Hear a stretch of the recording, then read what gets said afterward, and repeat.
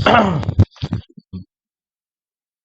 Result के बाद भी मैंने सारे स्टॉक्स को एनालिसिस करके वो देखा था कि भाई किस किस में हमको ईपी ट्रेड मिला, किस किस में डिलेड ईपी मिला, ताकि हम अपने डिसीजन को फाइन ट्यून कर पाए। और इस बार भी फिर मैंने Q2 के रिजल्ट को भी पूरा उसी पैटर्न के अंदर पूरा ये 2100 टोटल 2110 स्टॉक्स हैं, इन सबको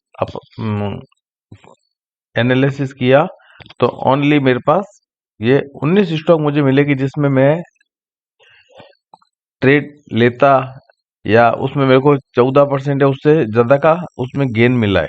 मैंने ऐसा नहीं कि इन सब में ट्रेड लिया है, हो सकता है किसी में मैंने लिया हो, ठीक है ना। और ये बैक टेस्टिंग एक तरह से, ताकि हम अपने आने वाले और अभी जो रिजल्ट सीजन आ रहा है उसमें हम अपने आप को फाइन ट्यून कर पाए कि किस तरह से हम ईपी या डिलेड ईपी को ट्रेड कर सकते हैं। और इसमें मैं कोई सेबी रजिस्टर्ड एनालिस्ट नहीं हूँ। ये सिर्फ मैं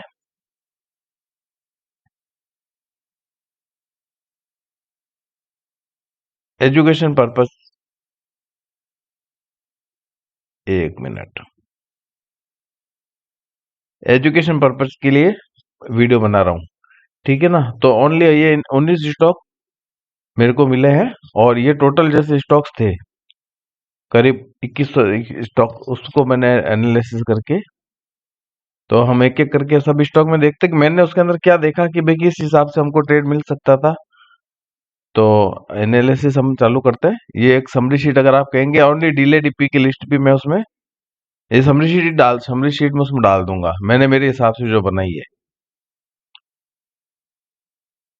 डिस्क्रिप्शन में मैं डिले डीपी की जो लिस्ट है इसको मैं डाल दूंगा, और इसमें मैंने एक तरह से 3 महीने हो चुके हैं तो 3 महीने पुराना डेटा मैं यूज कर रहा हूँ। तो इसको ओनली एजुकेशन पर्पस की तरह से ही वीडियो को लिया जाए, ठीक है सर। देखिए,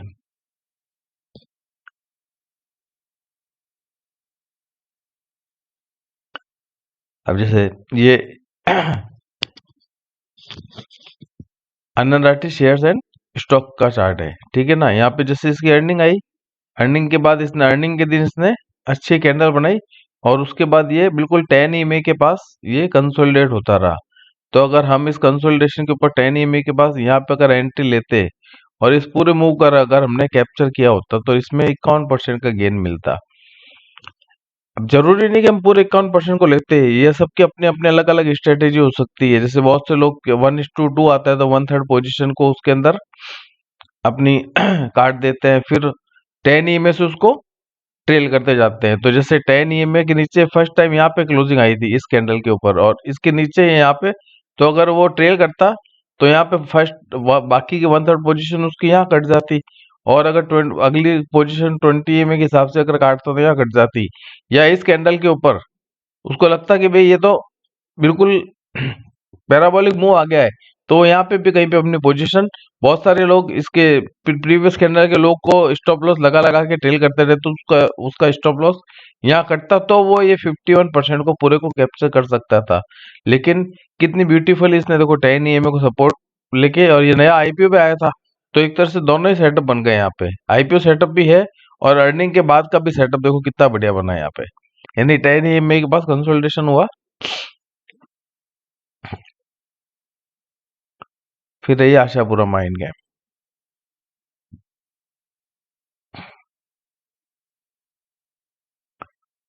आशापुरा माइंड गेम में देखो ये अर्निंग आई थी, अर्निंग के पास यहाँ पे ईपी बना था, ठीक है। ईपी के बाद इसने अगर यहाँ पे तो हमको कोई मौका नहीं दिया, उसके बाद ये बाजार भी जैसे इस दौरान पूरा खराब ही चल रहा था, और इसके बाद ये जब ये 10-20 के पास यहाँ कंसोलिडेशन करके ये जब 10 के ऊपर निकला, देखो ये कैंडल बनी और ये जो दो कैंडल बनी हुई है, अगर इसके ऊपर यहाँ पे हमने ट्रेड लिया होता तो ये छोटा सा स्टॉप लॉस, तो इसमें भी 27% का इसने, सबकी कैरेक्टरिस्टिक सेम है कि सबके ईएमए इसमें खुले हुए हैं, ठीक है। सब के सब 10-20 के पास आके कंसोलिडेशन करते हैं, और हमको छोटे स्टॉप लॉस के संग हमको एंट्री मिल जाती है इनसाइड बाहर, या वहां पे जो कंसोलिडेशन होता है। ये अब हमको बहुत से लोग होंगे जो इसका यहाँ पे कहीं पे ट्रेड लेंगे, बहुत से लोग होंगे जो यहाँ पे ट्रेड लेंगे कि ये यहाँ पे कंसोलिडेशन हो रहा है, ठीक है ना। लेकिन मेरे को स्ट्रेट कंसोलिडेशन से अच्छा पसंद आता है कि जो कंसोलिडेशन धीमे धीमे नीचे आता है और 10 के पास ही रहता है। उसमें क्या टाइम वाइज भी थोड़ा सा करेक्शन हो जाता है और प्राइस वाइज भी थोड़ा करेक्शन हो जाता है। अगर स्ट्रेट तरह से करता है तो उसमें ओनली टाइम वाइज करेक्शन होता है वो, ठीक है ना। उसके बाद देखो पैराबोलिक मूव आ गया, इसने भी हमको 27% का यानी 14% से ज्यादा का इसने रिटर्न बनाया। मैं उन्हीं स्टॉक्स को कंसिडर किया जिसने 14% या उससे ज्यादा का रिटर्न बना के दिया है। अशोक लेलैंड, हालांकि ये थोड़ा बहुत इसका प्रीवियस अपन देखते तो ये स्लो मूवर स्टॉक है और ये F&O में भी है, तो इसमें ज्यादा मूवमेंट तो नहीं आती। लेकिन इसने भी देखो यहाँ पे अर्निंग आई, अर्निंग के बाद इसकी लो को इसने कभी भी ब्रीच नहीं किया। ये वही 10-20 के पास कंसोलिडेशन होता रहा। इस कंसोलिडेशन पे अगर हमने एंट्री ली होती तो इसमें भी हमको 20% का गेन मिला। कैरेक्टरिस्टिक सारी सेम है कि जब इसने परफॉर्म किया उस समय इसके ईएमए सारे सॉर्टेड भी थे, पूरे ईएमए खुले हुए हैं और एक बिल्कुल 10-20 के ऊपर है, 20-50 के ऊपर है, 50-200 के ऊपर है और स्टेज 2 में ऑलरेडी है, तो इसमें भी हमको 20% का गेन मिलता।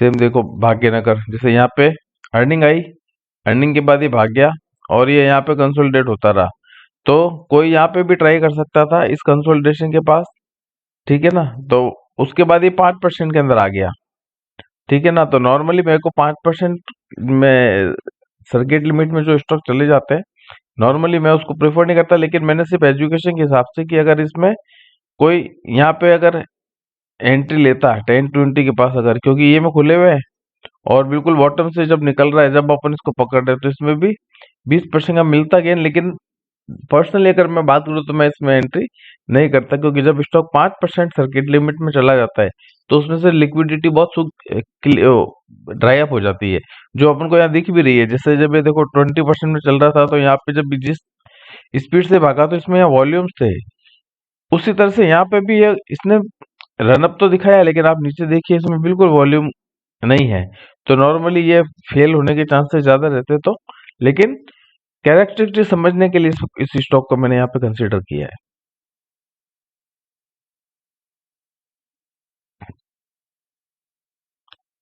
ये Canara H S BC life, इसका देखो यहाँ पे ये नया आईपीओ आया था, एक आईपीओ सेटअप हमको यहाँ पे मिला था, ठीक है ना। उसके बाद ये कंसोलिडेशन में फेज में फंसा हुआ रहा, फिर यहाँ पे अर्निंग आई, अर्निंग के बाद कंसोलिडेशन में फेज में फंसा। जब इसकी ईएमए खुलने लगे तो यहाँ पे इसने एक लो लो स्टॉप लॉस के संग यहाँ पे एंट्री दी थी, वही 10 के पास कंसोलिडेट हो रहा था और इसमें भी देखो 23% का गेन मिलता है अगर यहाँ पे।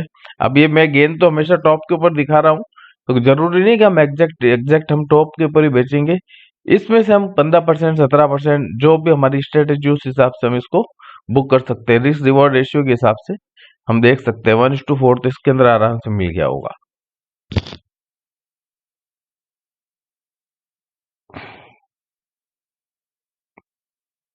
फोर्स मोटर, ये अर्निंग आई है, अर्निंग के बाद ये पूरा कंसोलिडेशन में फेज में फंसा हुआ था, तो यहाँ हमको कुछ नहीं करना था। ये देखो फर्स्ट वापस जब इसके पूरे यहाँ पे ये कंसोलिडेशन हो रहा था तो हमको बिल्कुल छोटे स्टॉप लॉस के संग इसने हमको एंट्री दी थी। हालांकि ये F&O में तो नहीं है, लेकिन इसने भी कही है 12% का रिटर्न दिया। हालांकि ये इसके बाद भी ये भागा है, अगर वैसे अभी अभी अपन देखें तो इसके बाद ये कितना भागा था देखो।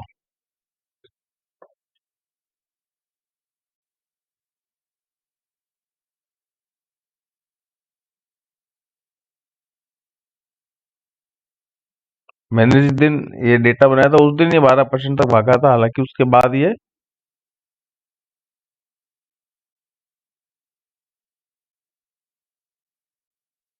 वहां से अगर देखें तो ये देखो 17% भाग चुका है। अब ये इसी तरह का कंसोलिडेशन अगर यहाँ पे हमको मिलता है तो यहाँ पे फिर हम छोटे स्टॉप लॉस के संग और इसको देख सकते हैं, क्योंकि ये बिल्कुल ऑल टाइम हाई के पास ये अपना ट्रेड हो रहा है। ये प्रीवियस ऑल टाइम हाई इसका, हालांकि स्लो मूवर है लेकिन ये अपने 10 ईएमए को बहुत अच्छी तरह रेस्पेक्ट करता करता जाता है। तो हम अपने स्टॉप लॉस को 10 ईएमए या 20 ईएमए, 20 को देखो इसने एक बार केवल तोड़ा है, उसके पहले इसने 20 को कभी नहीं तोड़ा था। तो अगर इसमें एक बार मोमेंट आएगा तो ये 20 EMA को बहुत अच्छी तरह रेस्पेक्ट करता है, ये हमको प्रीवियस चार्ट में हमको दिख रहा है। तो अगर हम अपने पोजीशन को देखना चाहते हैं, ट्रेल करना चाहते हो, तो हम 20 से हम ट्रेल कर सकते हो, तो हम इसका लंबा वो कैप्चर कर सकते हैं मूव को। और नहीं तो अपने जो रिस्क रिवॉर्ड रेशियो जिस हिसाब से हम फॉलो करते हैं वो भी फॉलो कर सकते हैं। इसी तरह का कंसोलिडेशन अब हमको यहाँ पे चाहिए, तो हमको एक एंट्री और यहाँ पे मिल सकती है। तो ये तो नॉर्मल पैटर्न हो जाएगा। अभी इसको अगर ये शेकआउट हो जाता है, शेकआउट के बाद ये टाइट हो जाता है, तो एक शेकआउट और टाइट पैटर्न के हिसाब से हमको यहाँ पे एंट्री अभी भी दिखा सकता है। हालांकि मैं ये करंट डेटा गलत है डिस्कस करना, लेकिन मैं सिर्फ दिखाने के लिए कि ये इसने 17% का एक्चुअल मूव दिया है। ठीक है ना।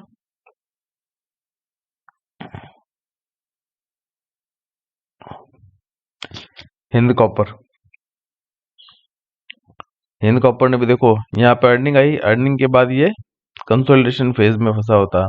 फिर फर्स्ट लेग इसकी पर्पल डॉट देखो दिख रहा है यहाँ पे। उसके बाद ये देखो यहाँ पे वो वॉल्यूम के अंदर भी ये वॉल्यूम आए।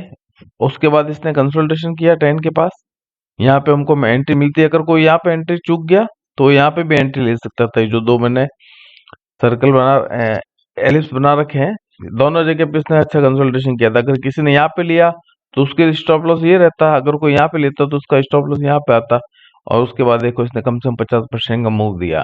और ये मूव किस लिए भी दिया, इस दौरान अपन अगर सेक्टर का एनालिसिस करेंगे तो जितने भी मेटल रिलेटेड स्टॉक थे वो सारे ही स्टॉक्स ने अच्छा परफॉर्म किया है। तो सेक्टर भी चल रहा था, तो इसमें कई सारे प्लस पॉइंट थे। अगर यहाँ पे एंट्री लेते तो इसमें सेक्टर भी इसको सपोर्ट कर रहा था। जबकि पूरा बाजार गिर रहा है, वो तो अपने को इससे ही दिख रहा है कि 2100 स्टॉक में से हमको केवल 18-19 स्टॉक मिले हैं मुश्किल से, जिसमें हम ट्रेड इनिशिएट कर सकते थे, उसमें अच्छा मोमेंट आया है। तो मार्केट कंडीशन वाकई में बहुत खराब है।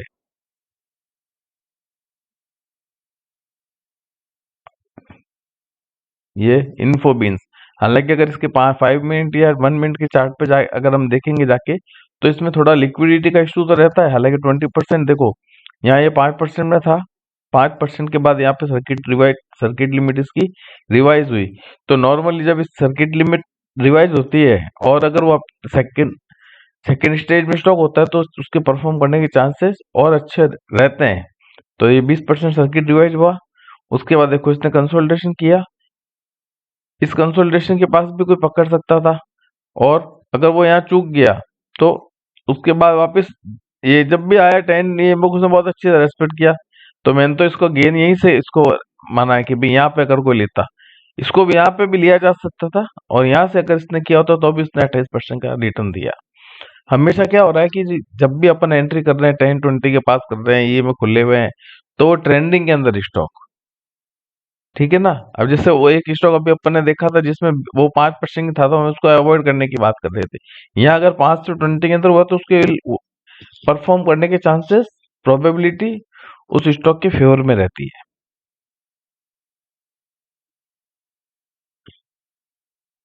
ये M&M फाइनेंस, इसके अंदर ईपी बना था। ये अर्निंग आई, अर्निंग के बाद ये गैप अप ओपन हुआ, ठीक है। और उसके बाद देखो ये 10-20 के बाद कंसोलिडेशन करता रहा। तो कोई अगर यहाँ पर किसी ने इस कैंडल के ऊपर लेके लिया होता तो यहाँ से भी इसने 27% का मूव दिया है, ठीक है ना।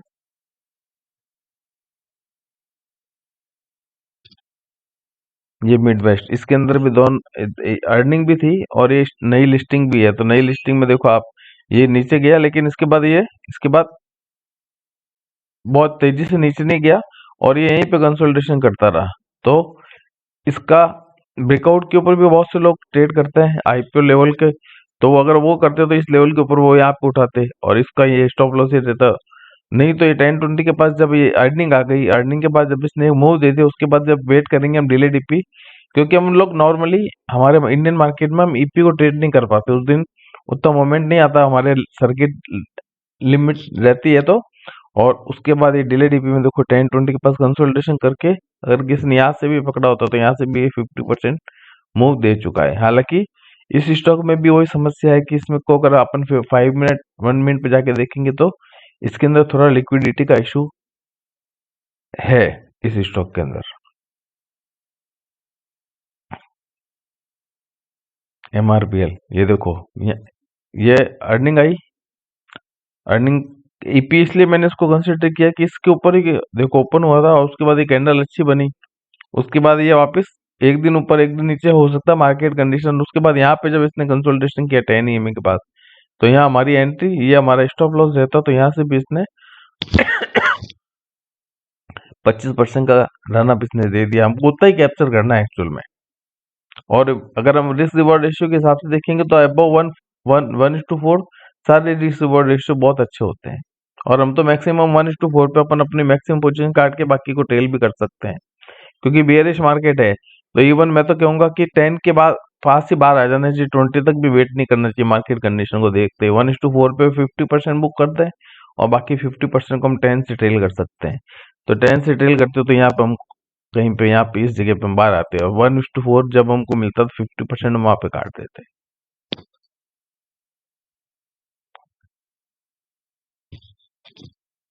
नेशनल एल्यूमिनियम को देखो, वही मेटल सेक्टर से हमको स्टॉक इस बार मिले थे। तो ये देखो ईपी बनी, ईपी के बाद ये ऊपर जा रहा था, लेकिन यहाँ पे दो जाने के बाद बहुत धीमे धीमे हुआ, वापस जब नीचे आया तो यहाँ पे एक तो यहाँ पे भी एंट्री बन सकती थी, ये 10-20 के पास जब कंसोलिडेशन किया, लेकिन इसके बाद इसका मूवमेंट बहुत धीमे धीमे हो गया था। फिर वापस जब नीचे आया तो ये यहाँ पे फिर इसने एक दूसरी एंट्री दी, अगर कोई यहाँ पे एंट्री चूक गया तो इसने वापस यहाँ पे एंट्री दी, और मैंने इसको, इसने भी 24% का रिटर्न दिया। मैंने दोनों यहाँ पे दिखा रखे कि अगर किसी ने यहाँ एंट्री की होती तो 24% का रिटर्न बनता, और यहाँ से अगर इसने एंट्री की तो 19% का रिटर्न बनता है, यानी। और एफ एंड स्टॉक में 25% का रिटर्न और 19% का रिटर्न बहुत अच्छा रिटर्न माना जाता है, क्योंकि एफ एंड स्टॉक वैसे भी बहुत स्लो मूव करते हैं।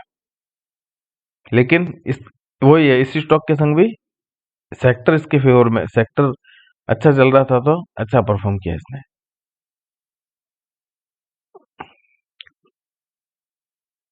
रिको ऑटो, ऑटो एंसिलरी के अंदर या ऑटो के अंदर बहुत कम सेक्टर वाइज दिख तो अच्छा रहता है, लेकिन ज्यादातर ब्रेकआउट्स या जो भी फेल हो रहे थे वो, ठीक है ना। तो वही देखो, तो यहाँ अर्निंग आई, अर्निंग के बाद ये अच्छी लैग आई, उसके बाद ये 10 के पास कंसोलिडेशन कर रहा। इसके बाद अगर ये देखो 14% अगर कैप्चर करते हो तो ये 14% इसने 2 दिन दे दिया, फिर ये मार्केट कंडीशन के हिसाब से वापस गिरा। अगर यहाँ पे कहीं पे किसी ने लिया होता है तो यहाँ से इसने 31% का रिटर्न दिया। हालांकि इसका जो मूवमेंट है ये बहुत स्लो हो चुका है, जिस हिसाब से यहाँ पे थ्रस्ट था वो थ्रस्ट इधर खत्म हो गया, तो इसके बाद ये साइड वाइज या उसके में फंसने के चांसेस ज्यादा रहते हैं। तो इसमें जो मैं थ्रस्ट मान के चल रहा था कि अच्छा मूवमेंट आएगा, क्योंकि जिस हिसाब से इसने यहाँ पे दिखाया था, लेकिन वो मूवमेंट यहाँ पे पूरा ड्राइव हो गया, बहुत स्लो स्लो भागा है, मतलब परेशान कर करके।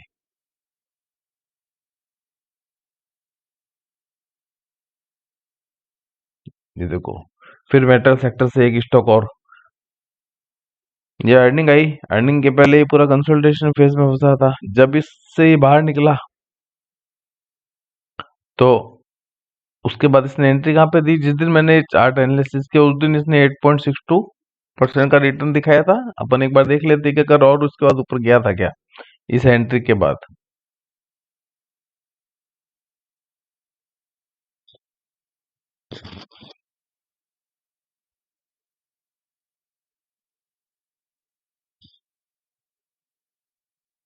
कहाँ पे थी ये एंट्री,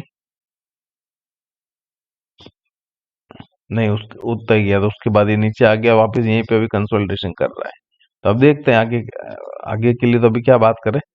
वही 8% का रिटर्न दिया इसने केवल।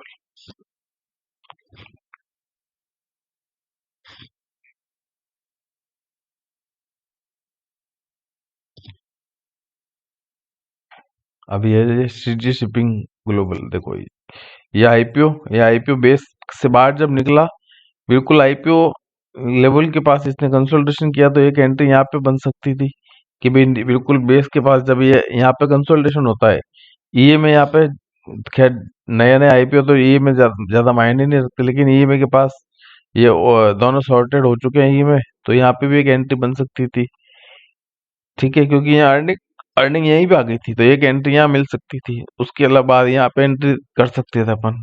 कोई यहाँ से भी चुक गया तो यहाँ 10-20 के पास यहाँ पे एंट्री कर सकते थे। ये भी 36% टोटल भागा है, ठीक है ना। सबकी कैरेक्टरिस्टिक सेम है, ये में सॉर्टेड मिलेंगे, और ये में बिल्कुल ओपन मिलेंगे आपस में, इनमें बिल्कुल ऐसे जैसे आपस में एक दूसरे में घुस जाते हैं, वो साइड वाइज मार्केट का, या उल्टे ही में नहीं, 10 ऊपर रहेगा, 10 के नीचे 20, उसके नीचे 50, उसके नीचे 200। ठीक है ना, ये नया आईपीओ तो इसमें भी 200 आया नहीं है, ये भी 36% का इसने रिटर्न दिया।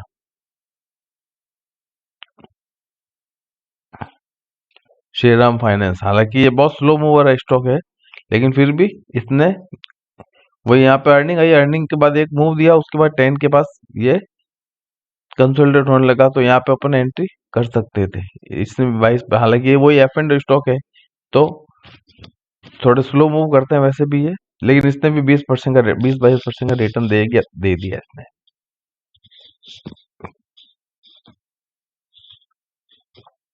थायरो केयर, अब जैसे देखो ये अर्निंग आई, अर्निंग के बाद कितनी बड़ी नेगेटिव कैंडल बनी एक्चुअल में, इसकी अर्निंग अच्छी आई थी, उसके बावजूद भी कितनी बड़ी नेगेटिव कैंडल बनी, लेकिन इस नेगेटिव कैंडल बनी तो थी, लेकिन इसका कोई फॉलो थ्रू नहीं आया। उसके बाद देखो धीमे धीमे ईए में ये खुलने लग गए, इससे पहले ईए में सारे डाउन ट्रेंडिंग है, ये आपस में एक दूसरे में उलझे हुए थे, तो यहाँ पे हमारा कोई ट्रेड बनता ही नहीं था। उसके बाद यहाँ पे बिल्कुल इसने कंसोलिडेशन करता रहा, इस कंसोलिडेशन के ऊपर लिया होता तो इसने भी ये 26% का यहाँ से लेके रिटर्न दिया इसने। ठीक है ना, तो सब कैरेक्टरिस्टिक सेम है सबकी।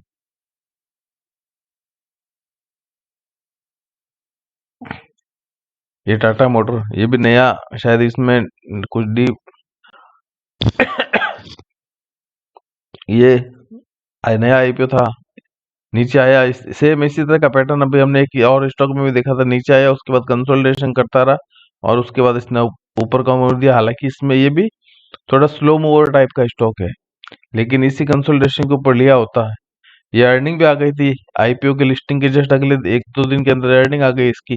उसके बाद ये नीचे नहीं गया और ये कंसोलिडेशन करता रहा, तो इसी कंसोलिडेशन के ऊपर हमने अगर एंट्री करी होती तो इसने भी 37% का मूवमेंट दिया। अगर आज की डेट में देखूंगा तो और ज्यादा मूवमेंट है इसके अंदर, लेकिन जब मैंने ये एनालिसिस किया था उस दिन तक ये 37% भाग चुका था, जैसे अभी अपन देखे, क्या नाम है, टीएमसीवी।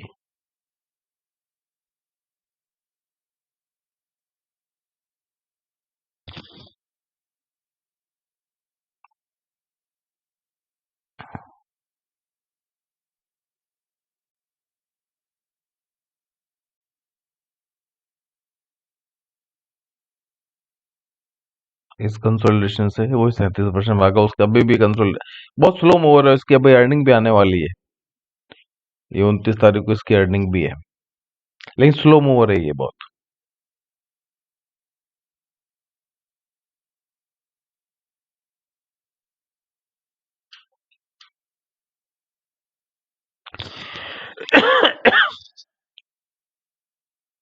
ये वीनस रेमेडीज, ये देखो अर्निंग, ये गैप अप ओपन हुआ और यहीं पे कंसोलिडेशन करता रहा, इस कंसोलिडेशन पे हमने कर लिया होता, लेकिन ठीक है, ये कैरेक्टरिस्टिक समझने के लिए ठीक है, लेकिन इस स्टॉक के अंदर भी लिक्विडिटी का इशू बहुत ज्यादा है, लिक्विडिटी बहुत दिक्कत है। दूसरा ये 10%, उसके बाद ये 5% में आ गए, तो यहाँ पे उसकी लिक्विडिटी बिल्कुल ही खत्म हो गई, अभी तो बिल्कुल ही अवॉइड करने की उसमें कैटेगरी में चला गया है।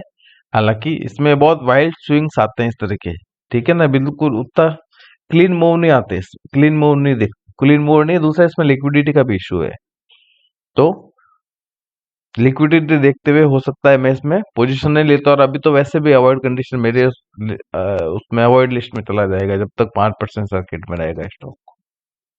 तो बस ये 17-18 स्टॉक थे, मार्केट कंडीशन वाकई में बहुत खराब है। ठीक है ना, अब नया अर्निंग सीजन चालू हो गया है, जब ये अर्निंग सीजन खत्म हो जाएगा तो इसी तरह से हम और एनालिसिस करेंगे, और इसी से सीख लेते हुए जो हमने अभी तक इसमें कैरेक्टरिस्टिक्स देखी, इस तरह की हमको कहीं भी मिलेगी तो हम उसमें इस रिजल्ट सीजन को हम ट्रेड करने की कोशिश करनी चाहिए हमको। ठीक है, अगर आपको वीडियो पसंद आया तो आप लाइक शेयर सब्सक्राइब करना। धन्यवाद।